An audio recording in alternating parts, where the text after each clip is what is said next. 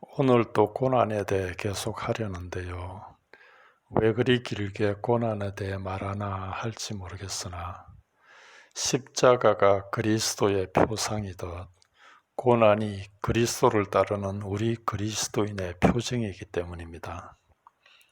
어떻게 해서 고난이 우리 그리스도의 표징인가 하니 고난의 목적이 자기 부인을 통해 우리를 우리 자아에서 해방시켜 하나님이 자유로이 우리를 사용하실 수 있도록 야고보서 1장 4절의 말씀대로 온전하고 구비하여 조금도 부족함이 없게 하기 위함이고요.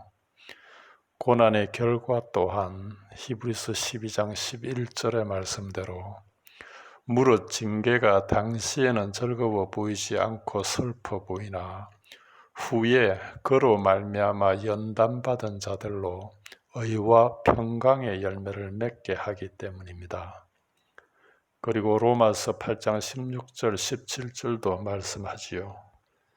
성령이 친히 우리의 영과 더불어 우리가 하나님의 자녀인 것을 증언하시나니 자녀이면 또한 상속자 곧 하나님의 상속자요 그리스도와 함께한 상속자니 우리가 그와 함께 영광을 받기 위하여 고난도 함께 받아야 할 것이니라. 성령님이 우리 안에서 우리가 하나님의 자녀인 것을 증거하시는데요. 그런데 그 증거가 어떻게 드러나는가 하니 고난받는 것으로 드러난다는 말씀입니다. 그러니 우리가 하나님의 자녀라면 반드시 고난받게 되어 있다는 거지요. 다른 말로 고난이 우리 그리스도인의 표징이라는 말씀입니다. 이렇게 우리 그리스도인의 믿음 생활은 외적으로나 내적으로나 고난을 내포하고 있는데요. 그럼에도 고난 없이 믿음 생활을 하겠다는 것은 참으로 어리석고도 불행한 일이지요. 많은 이들이 믿음 생활 하는데 실제로 어떻게 사는 게 믿음 생활일까요? 믿음 생활이란 생활의 실제인 우리가 영의 실제이신 하나님과 실천적인 관계 속에서 살아가는 걸 말하는데요. 그렇다면 이 실천적인 관계가 올바로 이루어지기 위해 믿음의 대상인 하나님께 우리를 맡기고 살아가는 그게 믿음 생활이잖아요. 그렇죠? 사람들은 믿음 생활을 내가 믿음으로 이것도 하고 저것도 하고 하는 그런 것으로 생각하는데요.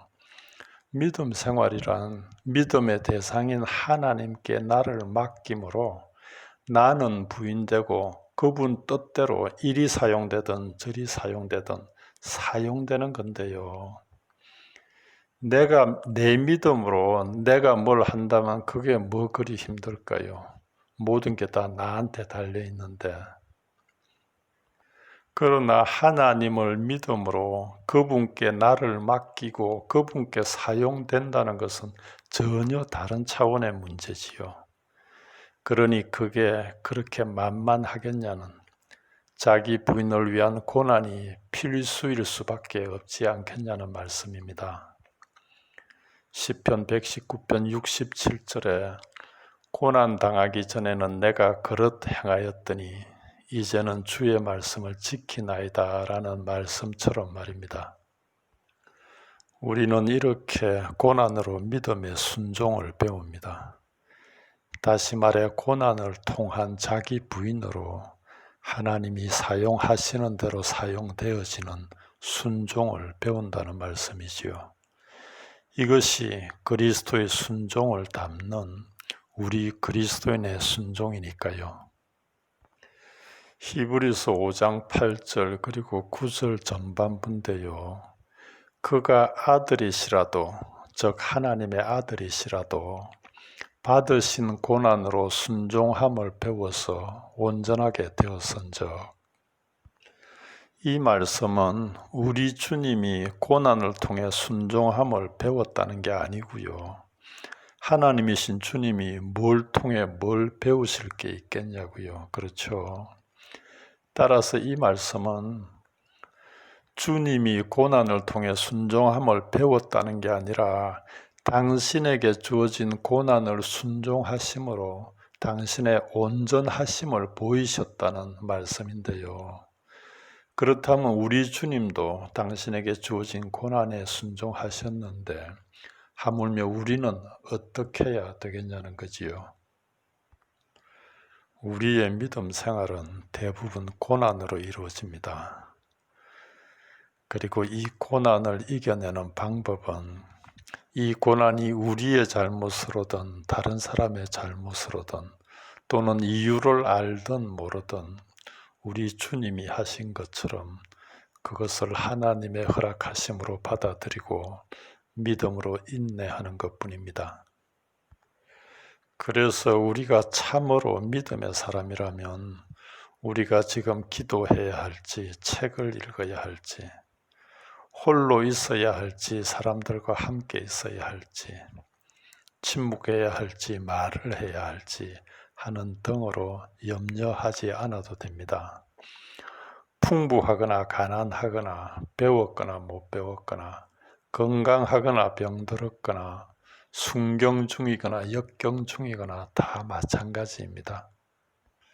중요한 것은 우리가 어떤 처지에 있든 그것이 하나님이 허락하셨다는 것이며 그래서 우리가 그분의 뜻을 알든 모르든 우리에게 허락되는 모든 것의 출발점이 바로 하나님이시라는 사실을 붙드는 것입니다. 이사야서 45장 7절입니다. 나는 빛도 짓고 어둠도 창조하며 나는 평안도 짓고 환난도 창조하노니 나는 여호와라 이 모든 일을 행하는 자니라. 그리고 시편 30편 9절입니다.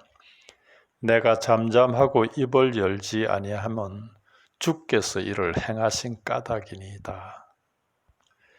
따라서 이를 위해 우리의 할 일은 어떤 고난 속에서도 하나님을 발견하는 것이며 설령 그렇지 못한다 해도 지금 이 순간 우리가 하나님 안에 있음을 깨닫는 것입니다.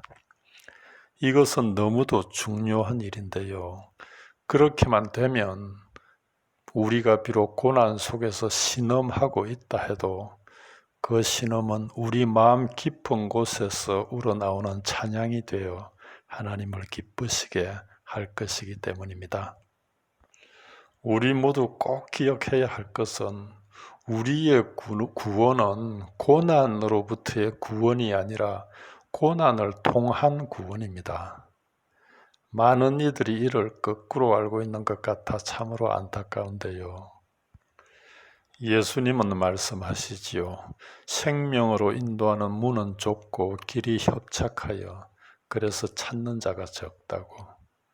그리고 그분은 요한복음 10장 9절을 통해 당신이 문이라 하시고 또 요한복음 14장 6절을 통해서는 당신이 길이라 하시는데요.